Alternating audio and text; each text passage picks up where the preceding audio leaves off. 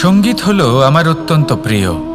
আমার বাঁশির সুর আমার মনের শান্তি এবং ভালোবাসার প্রতীক। সেই জন্য যে ব্যক্তি আমার বাঁশির সুর শোনেন তিনিও সেই শান্তি এবং ভালোবাসা অনুভব করতে পারেন। শুধু এটাই তো শিখতে হবে। আমরা জীবনে যখনই কোনো কর্ম করি তখন মনের মধ্যে ইতিবাচক বোধ থাকা উচিত, মনে ভালোবাসা থাকা উচিত। এটা হলো অত্যন্ত গুরুত্বপূর্ণ।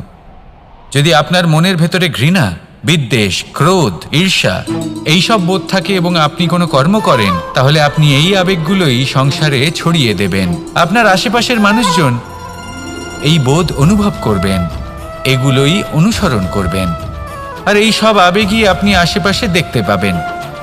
তার বদলে যদি মনের মধ্যে ভালোবাসা থাকে, ইতিবাচক বোধ থাকে, সত্যের প্রতি শ্রদ্ধা এবং করুণা থাকে, তাহলে এই সকল আবেগ আপনি সংসারে